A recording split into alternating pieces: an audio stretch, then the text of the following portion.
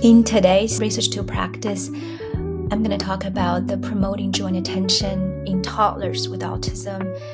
These are young children. Previously, we talked about preschoolers. This article is one of the articles talked about joint attention intervention for young children, toddlers. Let's first talk about the children who participate in the study. And this study is interesting that it has a qualitative session that give voice, include the parent's voice. So one parent described her son who was participant in the study, said, "So he saw zombie into the movie lately. I don't know how to get out of it. I turned off the TV, then he just went into more of a fit, and he punched and hit and went all out."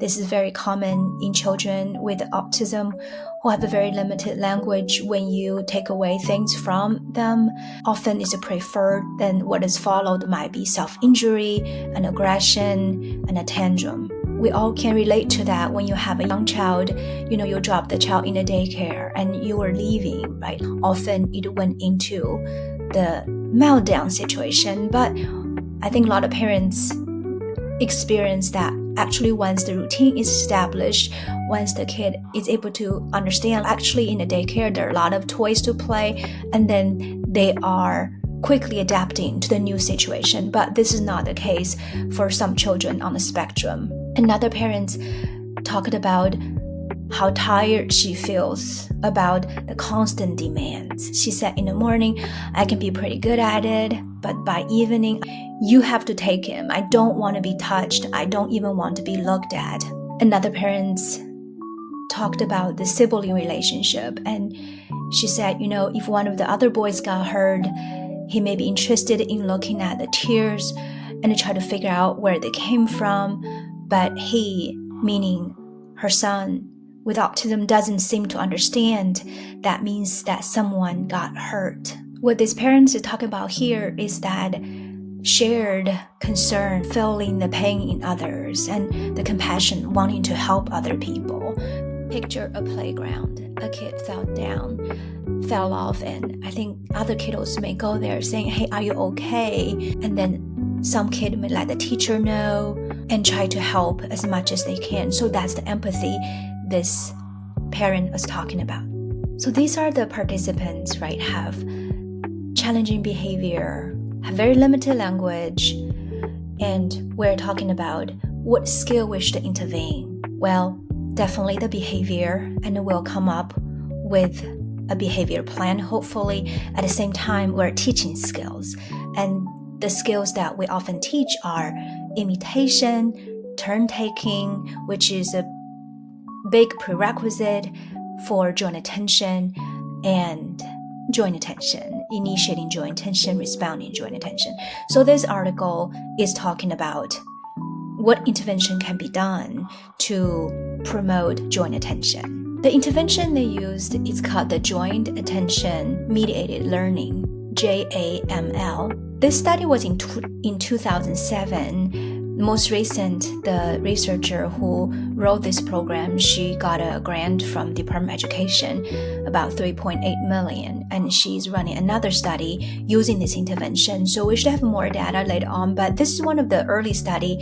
I believe it's her dissertation that lay out what this intervention looks like. Okay, let's break down a little bit. So this intervention has 4 main parts. The first one is focus on faces. This is about sustaining eye contact. This is not about forced eye contact. Parents were encouraged to play interactive games and make very exaggerated facial expression, like a peekaboo, remember this toddler, to draw that attention toward their face. The second component is turn-taking. This is the back and forth interaction between a parent and a child.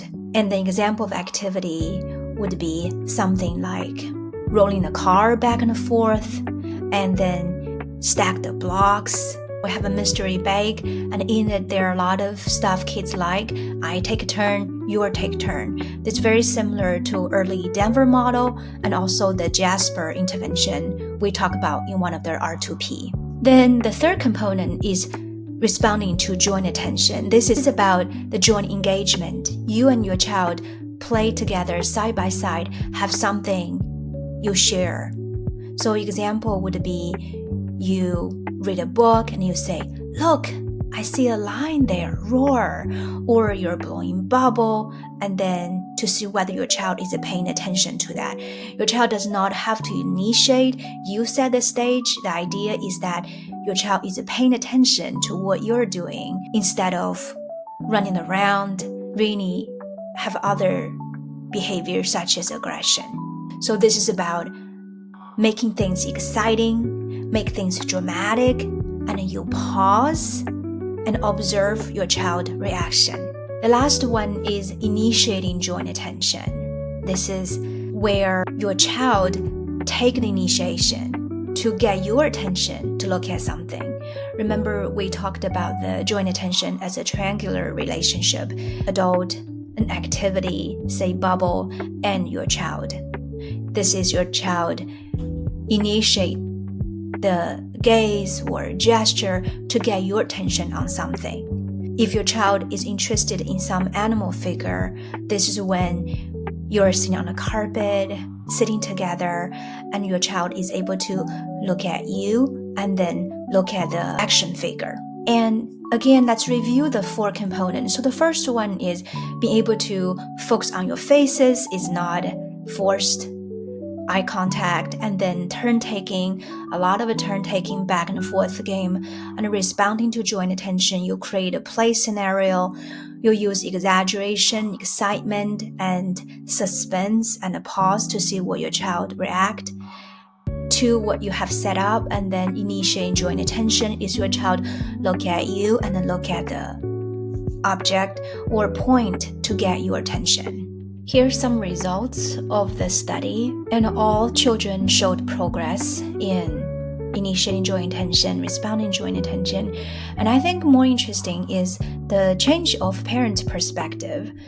So one of the parents before the intervention talked about, this parent said, I just felt so bad for him because it seemed like I have to calm him just to get him to look at me. Can tell it's a struggle. Right? Parents talked about like there are days when I think he needs to have his own world. This is almost like I don't know what to do. He just not looking at me, period. And as they are doing this intervention, at least once a day, play with that child and be able to incorporate some of the turn-taking, responding joint attention activity in it. The key thing is you're doing it consistently. And you do see change, you do see results. So the same parent talked about earlier, the despair later, and she said, he will look straight at you if he's wearing sunglasses. And I think in his mind, it's, can't see my eyes. I'm getting not just more eye contact and interaction when he's really happy, but also when he's really mad. So here, parents start to see, actually, there is change. There is a positive change. Turn-taking is another skill. And the researchers remind the parents, this is the back and forth play. You take turn, I take turn. The parent have talked about how they enjoy the process, and one parent mentioned like, I found that if I keep it very light and very simple and I don't demand too much of him, it becomes a pleasant experience. This is very important because often we use too much language. It can be overwhelming. Kids, all they hear is blah, blah, blah, blah from us, and the stillness helps a lot and give the brain a time to process. So remember what this parent said, if I can keep it light and very simple and I don't demand too much of him, it becomes a pleasant experience. And another parent described activities they do for turn-taking. One of them said, I counted his toes, then I patted the bottom of his foot, then when I did, he would like that. So every couple of seconds, he'll stick his foot back up and I'll pat it again. Think about that moment. This is a child-led activity. The child stretched his little foot and mom counted the toes and then patted the bottom of the foot. And this all not just the turn-taking, this is also a shared joint attention because you have the toes, you have mom, and you have the child, right? This is responding joint attention. And the kids take out the foot that's initiating joint attention. The phase 3 and phase 4 of the intervention is responding and initiating joint attention.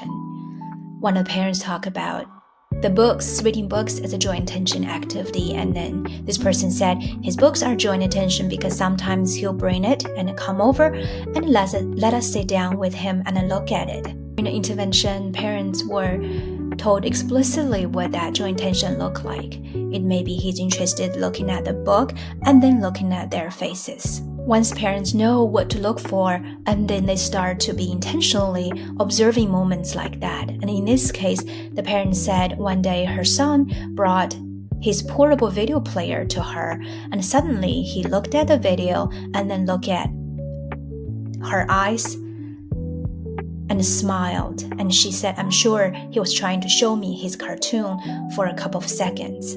We enjoyed something together. The key thing is enjoying something together. We started this R2P talking about some participants in the study. They have aggression.